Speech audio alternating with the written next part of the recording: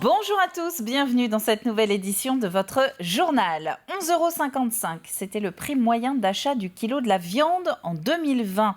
Un prix qui varie évidemment en fonction de l'animal, le plus cher étant la viande chevaline et la moins chère, le porc. Le porc qui pâtit justement en ce moment d'une conjonction d'événements plus ou moins internationaux impactant directement la vie des éleveurs, notamment vendéens. Alix Solanos. À la tête d'un élevage de 400 truies, produisant chaque année près de 12 000 cochons, David Guinaudot est aujourd'hui inquiet. Le prix d'équilibre du porc, situé autour d'1,50 € le kilo, ne cesse de baisser depuis quelques mois. Aujourd'hui, le prix au cadran, il est à 1,20 €. Et 1,20 € actuellement, une majorité d'éleveurs, du coup, le cours est trop bas et ils perdent 35 € par cochon sorti. C'est-à-dire que depuis plusieurs mois, tous les cochons qui sortent, c'est du négatif dans leur trésorerie. Si le prix du porc chute depuis quelques mois, c'est à cause de la surabondance de l'offre sur le marché européen. Un pays comme la Chine, qui était importateur énormément depuis 2 ans, s'est retrouvé à fermer ses frontières pour importer la viande. Elle n'a plus besoin à l'autoconsommer. Et des pays comme l'Espagne, qui produisent à 207%, c'est-à-dire qu'ils ne consomment que la moitié de ce qu'ils produisent, doivent écouler leur viande quelque part. Donc ils la ramènent sur le marché européen. Et là, ça fait chuter les prix inévitablement.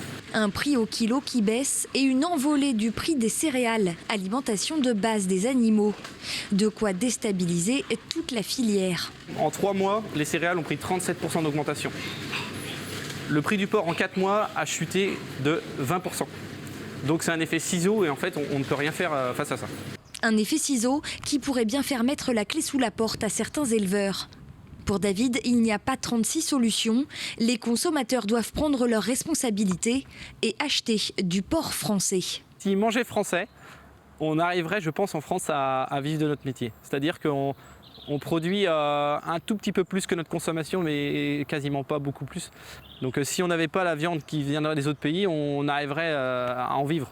Mais il faut accepter de payer son alimentation un peu plus cher pour au moins avoir une alimentation qui est donc de qualité, avec un environnement qui est respecté et un bien-être animal respecté. Pour l'instant, David et ses associés ont assez de trésorerie pour encaisser la baisse du prix de leurs cochons. Mais si la crise devait durer au-delà de 6 mois, son entreprise et toute la filière de production française pourraient en être durablement impactées. Et c'est justement pour ce problème de rémunération de leur production que des éleveurs ont organisé hier en fin d'après-midi une opération de vérification des prix en grande surface, mobilisation ici du côté des herbiers, pour vérifier également l'origine des produits vendus. Les agriculteurs ont notamment apposé des autocollants sur ce qu'ils estiment être trompeurs pour le consommateur. Sans mention le porc français, ces produits sont en fait fabriqués à partir de viande importée de l'étranger. Dans le contexte de début de campagne pour l'élection présidentielle de 2022, Jean-Luc Romero était en Vendée samedi. Le président d'honneur de l'Association pour le droit de mourir dans la dignité a participé à une conférence sur la fin de vie. D'après un sondage IFOP d'avril dernier, 9 Français sur 10 considèrent aujourd'hui que la loi française devrait autoriser les médecins à mettre fin sans souffrance à la vie des personnes atteintes de maladies insupportables et incurables si elles le demandent. Un sondage réalisé donc en période Covid. La Covid a été un révélateur terrible de la façon dont on mourait, avec peu de moyens dans les hôpitaux, peu de moyens dans les EHPAD, et puis surtout on n'écoute pas les gens. C'est-à-dire que quand les gens n'en peuvent plus, et on l'a vu avec des personnes très âgées qui sont au bout, ou des gens très malades, on refuse de les laisser partir quand ils veulent partir, et c'est pour ça qu'on se bat aujourd'hui pour avoir dans notre pays, comme tous les pays qui nous entourent aujourd'hui, une loi qui permet à chacun soit de vivre le plus longtemps possible s'il souhaite, mais d'être dans des soins palliatifs, et donc d'avoir ces moyens-là, soit d'avoir une euthanasie ou un suicide assisté quand on n'en peut plus. On va revenir maintenant sur la visite de Jacqueline Gourault hier en Vendée. La ministre de la Cohésion des Territoires s'est notamment rendue à la Faute-sur-Mer pour voir les aménagements post-Xynthia. Jacqueline Gourault, qui est aussi en charge des relations avec les collectivités territoriales, en a profité pour revenir sur le fonctionnement du VTA, le volontariat territorial en administration, une sorte de service civique dédié au développement des territoires. Écoutez. On a créé un système, vous savez, qui se fait par Internet, c'est assez simple. On a d'un côté des candidats qui sont intéressés pour être VTA et de l'autre côté, on a des territoires, des communes en l'occurrence, ou des intercommunalités qui postulent pour avoir un VTA. Et évidemment, il y en a effectivement beaucoup dans la ruralité ou dans les petites communes, là où il y a moins d'accompagnement technique, comme on dit l'ingénierie, qui est beaucoup plus défaillante que d'autres endroits. Alors Alix de Forville y a en quelque sorte participé au développement de son territoire. Elle a ouvert il y a peu un café-théâtre aux Herbiers entre les 2 confinements et elle vient de recevoir la toute première résidence d'artistes. Regardez.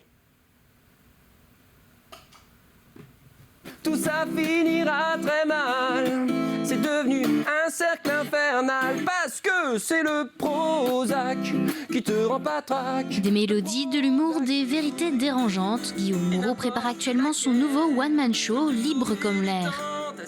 Un spectacle prévu pour 2022, inspiré de son quotidien, de l'actualité et de la crise sanitaire. On fait la queue pour le vaccin, on ne sait pas trop où on va, mais on y va.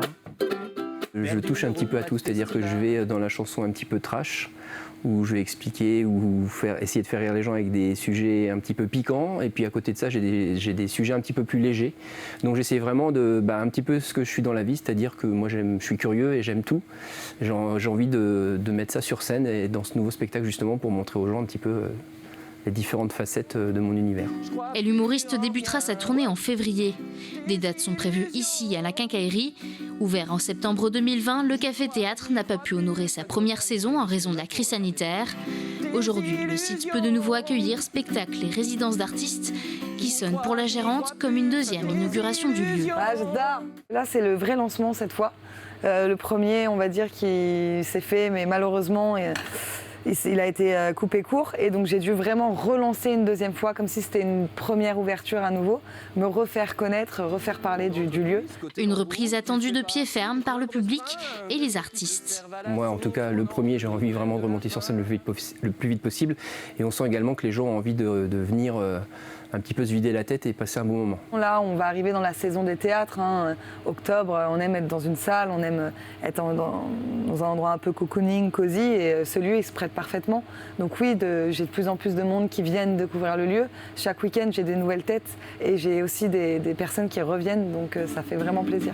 La prochaine résidence d'artistes au Café-Théâtre aura lieu jusqu'à décembre avec le centre de formation des arts du spectacle. Le monde d'après. Et on se retrouve maintenant à 18h pour le prochain point sur l'actu vendéenne. Très bon après-midi à tous.